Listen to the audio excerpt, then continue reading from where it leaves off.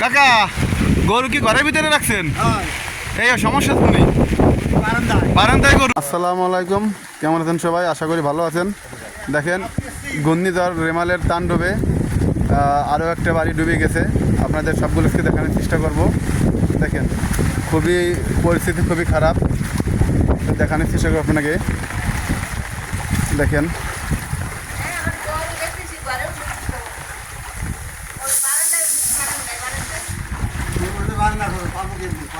দেখেন একটু আপনারা সবাই ধৈর্য সহকারে দেখতেছেন।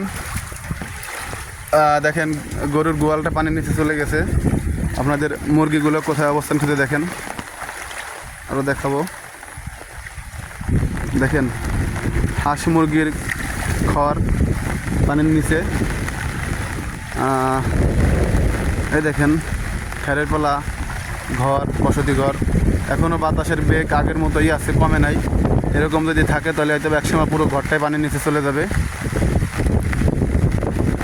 ওই পাশে যে আরও একটা বাড়ি দেখতেছেন, ওটাও পানির নিচে চলে গেছে। দেখেন, ওই যে আরও একটা বাড়ি, আপনাদের ভালোভাবে দেখাইতে পারতেছি না।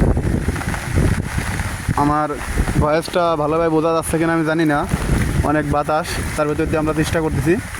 আর যতটুকু জানতে পারলাম, একটা গরু নাকি ঘরের ভিতরে রাখছে, কারণ গরুর গোয়ালটা পানির নিচে চলে গেছে।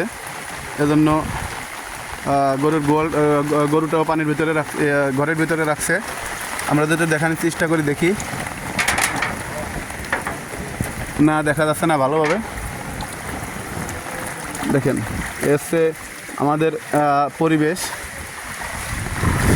এলাকার খুবই খারাপ অবস্থায় আছে। দেখেন, কাকা কাজ করতেছে। কাকা গরু কি ঘরের ভিতরে রাখছেন? এই সমস্যা তো নেই, বারান্দায় গরু। আজকে সারাদিন এরকম থাকবে?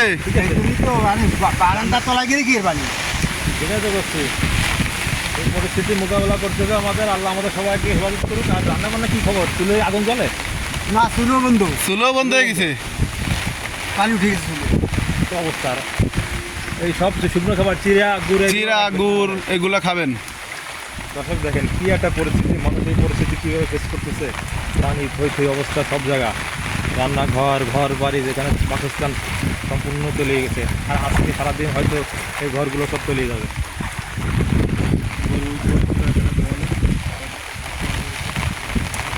দর্শক, ভিডিওগুলো সবাই শেয়ার করে দেখার সুযোগ করে দেবেন আশা করি।